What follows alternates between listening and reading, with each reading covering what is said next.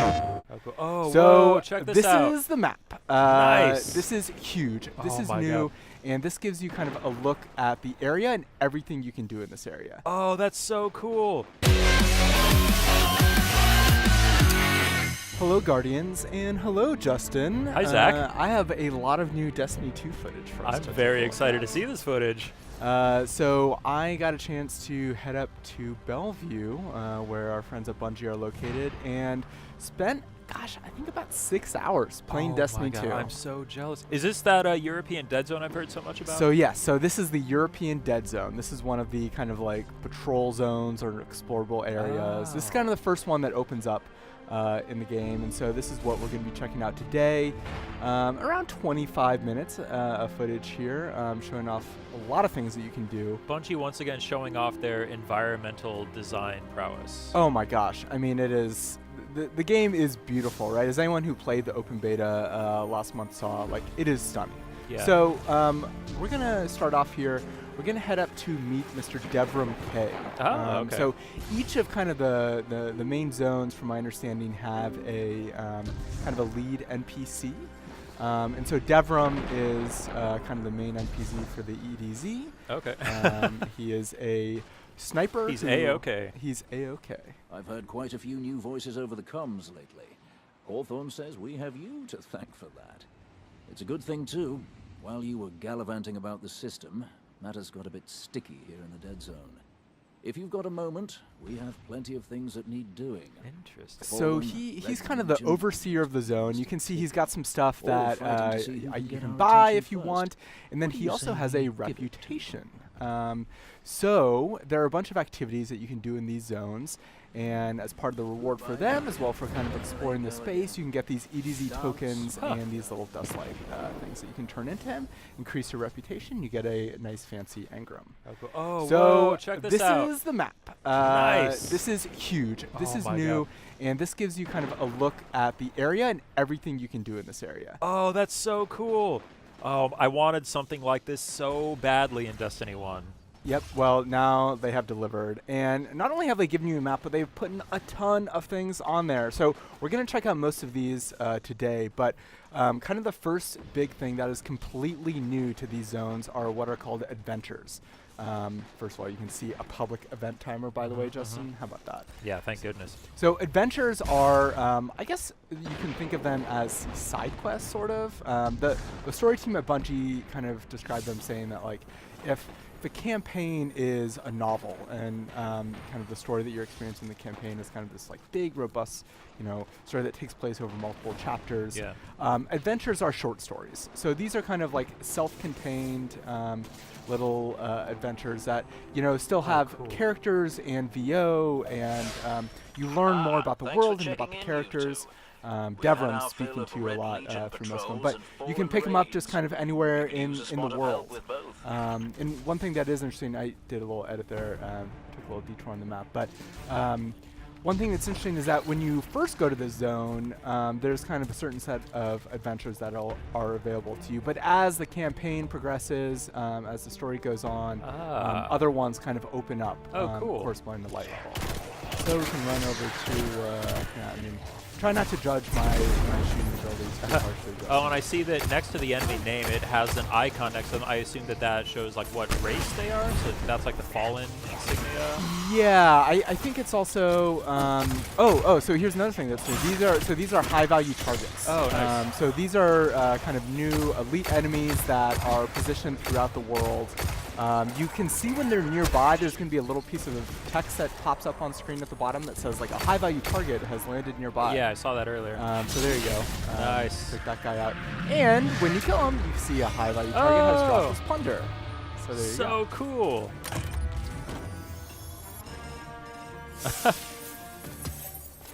Oh, that is rad. Turn that into some sweet, sweet reputation. Exactly. And this as well, Dusklight chart. So this is another thing that I can turn in for reputation.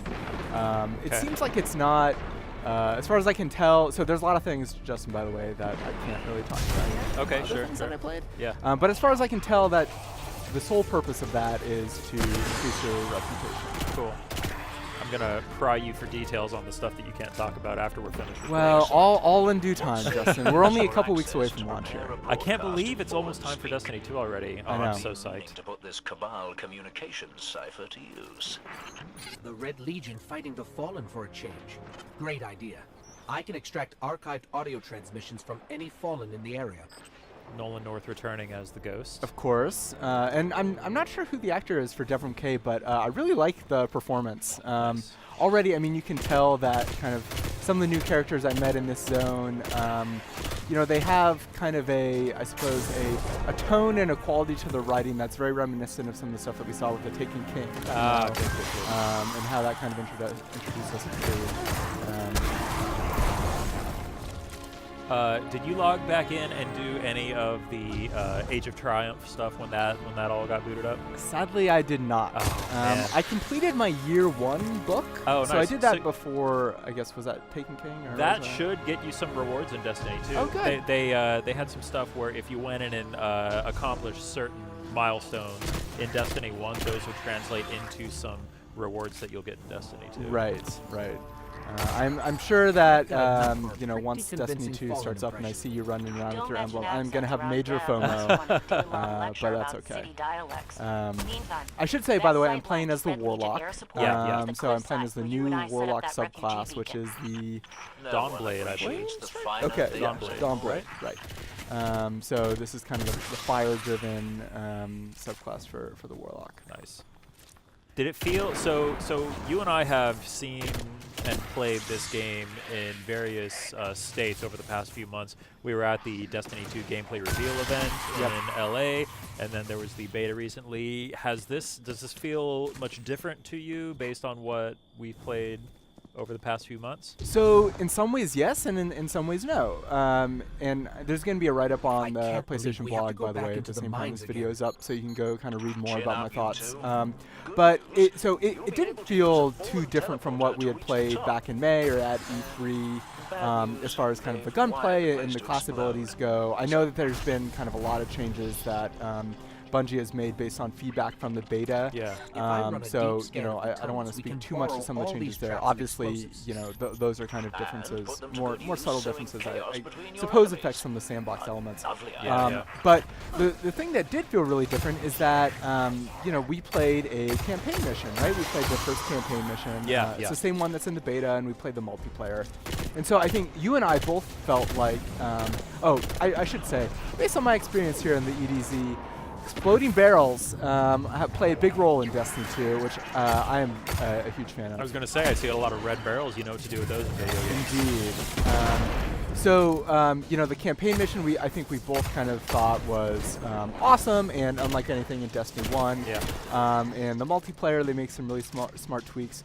But this was the first time that I actually felt like I saw kind of like the connective tissue in Destiny, which is so much of what the Destiny experience is, right? I mean, how much time did you spend kind of, you know, teaming up with friends and exploring the world and everything like that? And so everything here that we're doing in the EDZ, like even though there are kind of maybe a few moments that seem familiar from public events, it feels totally new, and it feels like there's kind of a richness and a depth to these worlds that just wasn't super there in Destiny 1.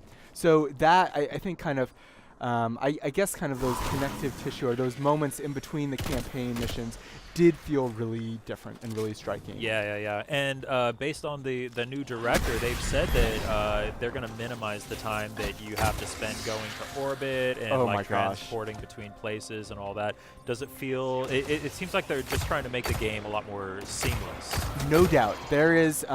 It is shocking how going to orbit really is not necessary anymore, from what I can tell. Because that map that we checked out earlier, you activate that by essentially just holding up the ghost, kind of the same way that you would maybe go to orbit. But now, not only does it have kind of the local destination map that shows all of kind of the different objectives you can do there, but it shows all the planets that you can fly to. nice. So you can go directly to any of the other planets straight from there without going to orbit. And yes, that is a small tweak and one that you're like, hey, you guys couldn't have done that in the first game. But it's amazing that just removing that small amount of friction really makes the game so much more. It's a quality of life adjustment, and it seems like this game has a lot of those quality of life improvements. Totally. When you talk to Mark and Luke on the Destiny team, we heard a lot about how they're trying to reduce the amount of time between what you're doing and kind of the next fun thing you're doing. Yeah. Trying to just kind of collapse those moments in between those, like all the fun you're having, and it really feels like they've done that. So this was fun. This was set up an ambush to call out some of the Red Legion here. I'm waiting for you to pop that super. I am the worst at Destiny as far as just like holding on to my super for way too long. Oh, nice. But you can see it, like, I mean, it seems small, but some really kind of fun mission design. Yeah, that was really cool. Wasn't really in the first game. You get some good shots with that hand cannon. Thank you. And of course, the hand cannon was equipped with one of my favorite perks, the Outlaw ability you saw pop up on screen. Those headshots turn into very fast reloads. You would think these guys would know that red lasers are bad. Maybe they are colorblind. They are called the Red Legion. Maybe there's kind of some... Yeah, maybe there's a reason for that. Maybe deep Destiny lore. Yeah, exactly.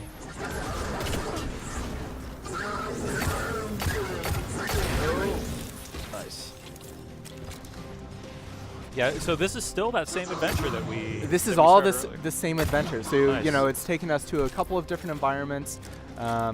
It has, a few different stages. So they do feel, I mean, some of them seem to feel about as, beefy as some of the Destiny 1's kind of original campaign missions. Yeah, I was going to say it feels kind of like a mini strike, just like a really seamless, like strike mission without having to load into anything. Absolutely. And, the great thing you can do there is, like, you don't need to, it's not like I had to go up to Devram to get him to assign this to me.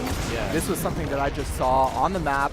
I tracked it, I ran over there and I activated it. Huh. And I don't even need to do the tracking thing. Like, if I'm just kind of running around killing folks and then I see that little beacon set up there that triggers adventures, I just run up to that, activate that, and immediately it guides me to the next adventure. Nice.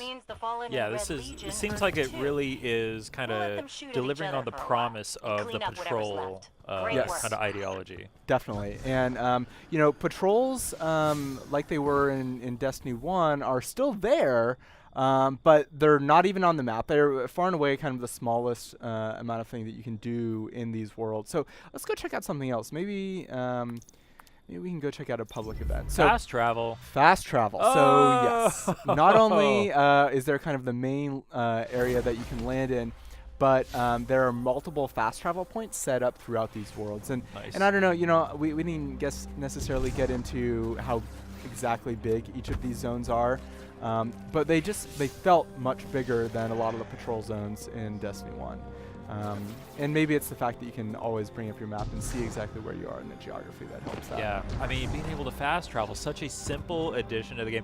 Even just having a map and being able to see all that stuff, this is already just getting me even more pumped for this game. Totally. Now, Justin, what were your feelings on public events in Destiny 1? I liked doing them, but I felt like they were so random and so few and far between that you would only ever get like 2 or 3 people in them. So I think that having them pop up on the map and be more visible there will lead to increased activity, make it easier for people to find them and predict them and go with them. Totally. Yeah, that was my feelings as well. Like they were fun for sure, but some of my most frustrating moments in Destiny 1 were kind of running around waiting for an event to happen. Yeah. No longer. Now you know when an event is happening nearby, and you know events that are upcoming based on a handy little timer displayed on the map here. Nice. So this is obviously a fallen-driven public event. This looks really cool. They even designed this little area that is perfectly suited for this type of activity. Yep.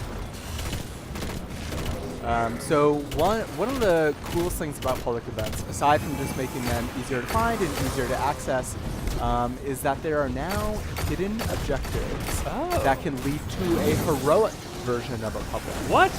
So this is entirely new in Destiny 2. There are now heroic public events. Oh. And so I think I triggered this here, but I don't exactly know how. So basically there are things that you can do that are not messaged at all to the player that kind of upgrade the public event. So there you go, join heroic event. I don't know how that happens, but as far as I can tell, you can only learn about these through experimentation and through kind of. It looks like maybe that one was killing all the ads or something. Yeah, maybe killing all like the support servitors started up there. Unfortunately, they were not very happy and teleported me up there, and good use now of the. Oh man! Alas, I was gonna say like you like recovered from it. Yeah, not so much. But yeah, so okay, so I died a lot here. So in the interest of time, let's fast forward. Very wise. But yeah, so heroic public events, you can do certain hidden objectives. It upgrades them, and it adds typically like maybe a new boss or a new elite enemy that you have to take out. It becomes substantially more difficult. But of course, if you can defeat that heroic public event, then you get an even better reward. You know? Nice. At the end of regular public events, chests appear now, but I think there's an extra special chest that appears if you complete the heroic public. Oh, that is so cool. So that is amazing. And some of the other ones that I saw that we don't really show here, they use some gameplay mechanics that are kind of reminiscent of some of the things that you're doing in raids. So I think part of it is maybe to help train you for experimentation in that way. Oh, nice. So let's look at some other things on the map here. There are a couple other two small icons there that are not trackable. These are things that are called regional chests, which are what I'm going for here, and then lost sectors. Okay. So regional chests are represented by those kind of four little corners there. And these are chests that are just hidden throughout the world, that are kind of marked on your map, but they can be marked in maybe deceiving ways. So for this one, I had to kind of poke around, do some platforming, and aha, there the look chest at that. is. It's a gold chest. There you go. And it has that icon on there as well. So not necessarily a ton of gameplay around there, but cool. just kind of furthers, kind of motivates you to explore those worlds, to peek into those doors and those corners that you might not have otherwise. I'm glad that it gave you those tokens too, something that could actually be useful. I remember in Destiny 1, if you found the gold chests after you were already leveled up, you still got those like base level early game rewards and just scrap them immediately. Exactly. So now there's a lot more of those gold chests, and they're marked on the map there. So the other thing is lost sectors. I had some trouble finding this one, so in the interest of time, we'll fast forward a little bit. But lost sectors are these kind of hidden areas that are not immediately visible, kind of just running around the world, that hide elite enemies and large chests. So they require a lot of exploration, kind of a shocking amount, actually. Like, I never would have poked around this area. Like, there's this whole drainage area that is under this map that I never would have known unless I'd known to look for a lost sector here. But this is not the chest, by the way. We're still getting there. But each lost sector is kind of guarded by a named enemy. Yeah, that's nice, right? Green shader, though. I mean, come on. A named enemy that is next to a chest. The chest cannot be opened unless you defeat the named enemy and get their cache codes. Okay. So it says here on the map, lost sector discovered. Cool. And it felt like in Destiny 1 there were kind of perhaps some areas that were somewhat built out, but there wasn't really anything there. Yeah. So lost sectors feel like they fulfill that promise in my mind. These are substantial areas that feel really cool to discover, and again, some of them are really hard to find. Like, even though there are indicators on the map, a lot of them are not obvious at all. Like, I had to poke around quite a bit, running around where the map is to find maybe where the entrance is to this area. So I'm still shocked that everything we're doing here is just part of the patrol. Yep, this is all content outside the main campaign. So there's finally found it. I have a little fade out there. Yeah, so there's named enemy. This is kind of the final room here. But yeah, I mean, all this stuff is really fun. I had a great time just kind of running around in this area. I spent several hours and did not run out of things to do. Nice to see the swords are back. Oh yeah. And again, one of the things, sadly, I cannot show you, Justin, I know you want to ask, is kind of the inventory screen to see some of the sweet stats on this stuff. Sadly, I can't show that just yet. Okay. Oh, we don't have too much longer to wait. Exactly.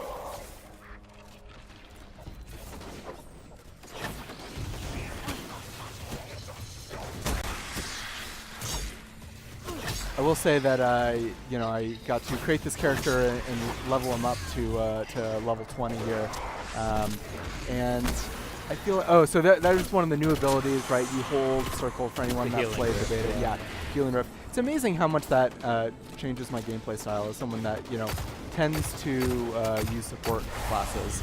I chose the Warlock because I did not, I main a Titan, and so, I wanted to save a little bit of that. But yeah, take some of the support utility that the Titan had in Destiny 1 and transfers it to, I think, a character that makes more sense to have that kind of ability. It seems like it, right? Like, I mean, so there you see I defeated an enemy, cash goes acquired. Stol's keys. Stol's keys.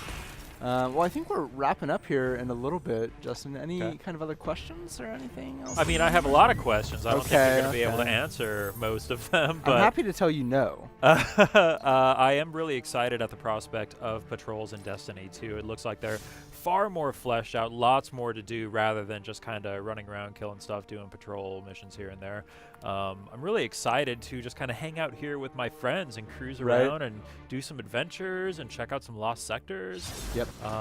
It looks like they've really made this a much more worthwhile experience. Totally. And even stuff that isn't kind of necessarily progression driven or anything. There are a bunch of scannable kind of lore elements hidden throughout the world here, throughout these zones that you just stumble on by exploring. And again, I think that Bungie's kind of done a really good job of adding stuff in there to really get people to actually explore and to poke at the seams and see where the game takes you. So let's level up here. Hey, there we go. Nice. Finally, let's see some rewards here. Wait, do you get to pick? No. Oh, you're just previewing the potential I think this is here. the potential stuff here. Yeah. Gotcha. But yeah, I mean, this is the European Dead Zone. Cool. Exploring it for just a little bit. But yeah, Destiny 2 out September 6th on PS4 and PS4 so Pro. soon, I can't wait. I cannot wait. Have you blocked out your PTO time yet, Justin? I need to do that before you get to it. Well, let's. You might be too late, actually. We'll figure it out. It's a shame it happens right after Labor Day, right? 3-day weekend right there. Man. We'll take this conversation offline. Exactly. There you go. So, Destiny 2 for Justin Mescal. I am Zach Miner. See you next time. PlayStation.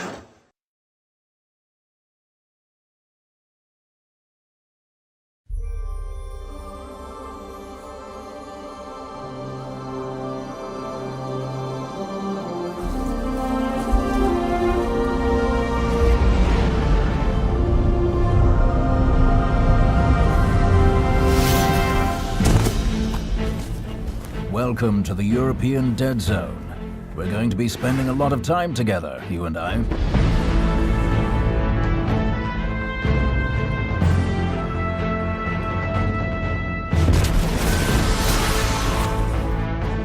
When I asked Hawthorne for help, I never dreamed she'd drop a guardian at my door. Devram Kay, the 8th, at your service. I won't lie to you, the EDZ is in rough shape. But I dare say you look ready for a few rounds with the enemy. Let's get down to business, shall we? You're on your own, my friend. Be brave.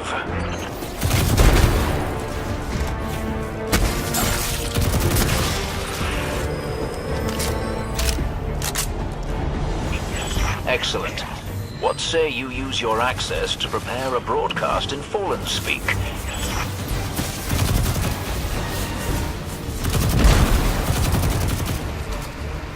The Cabal hurt us, but the Fallen could ruin the EDZ forever.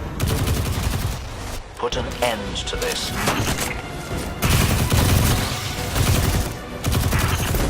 If I run a deep scan of the tunnels, we can borrow all these traps and explosives.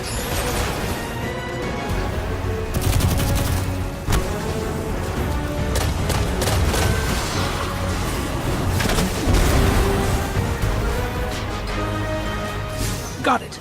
Now I can transmit these dangerous explosives wherever we need. Good news, you'll be able to use a fallen teleporter to reach the top. I see that you've brought some friends. Good.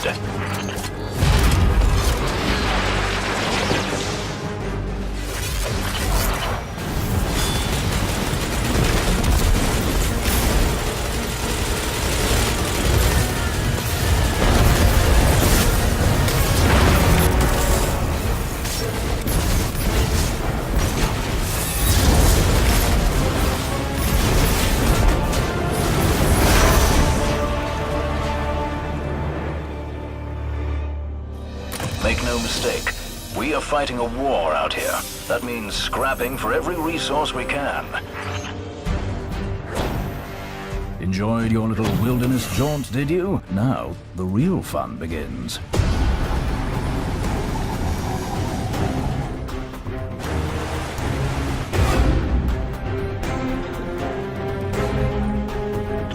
There's no telling what's lurking in the dark down there. Be careful.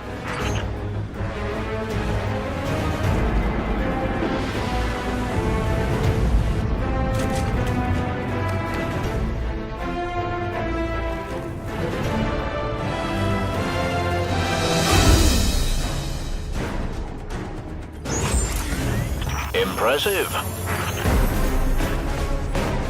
We should keep an eye out for more places like this in the future. This is a fallen house sigil. Well, the Fallen seem to have put this up as a bit of a threat. I imagine you'll find lots of objects like this out there. Another fallen antenna. They're using this as a kind of beacon. Fallen, Red Legion, all fighting to see who can get our attention first. Be on your guard.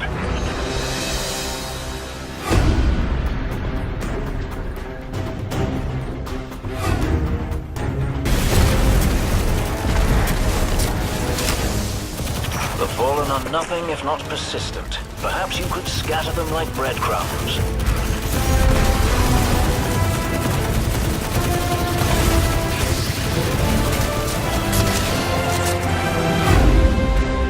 Finally, our real target. They're not going down without a fight. Take them out.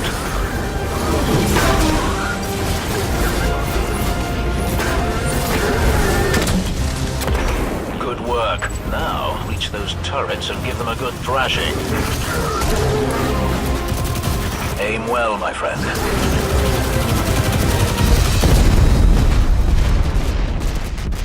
Excellent. It's a brave new world out there, Guardian. Let's meet it together.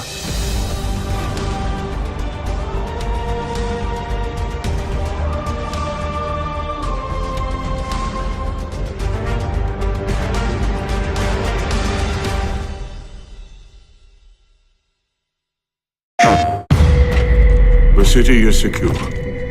Those who fled are being hunted, and those foolish enough to remain have been executed.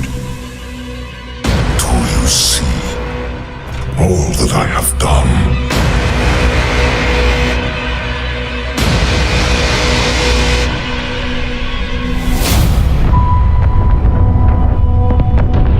The war's over. And we've lost.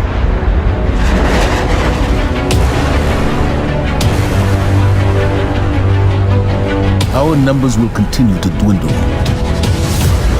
We can no longer protect ourselves, much less the survivors. We all know what needs to be done. Get up close and personal with Gulp, put a bullet in his head, then maybe eat a sandwich. An outright assault is doomed to fail.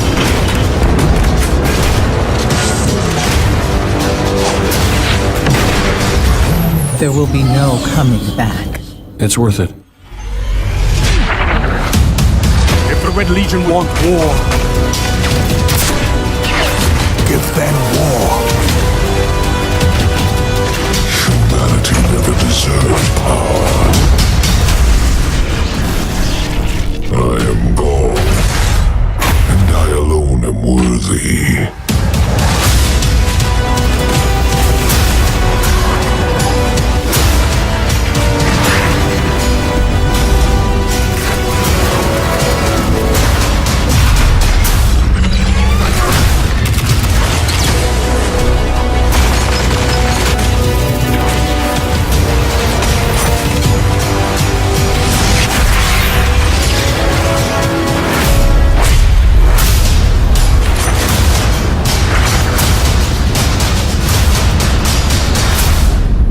This is great.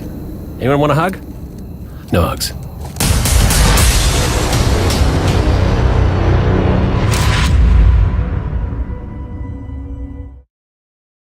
Get exclusive Destiny 2 content on PS4.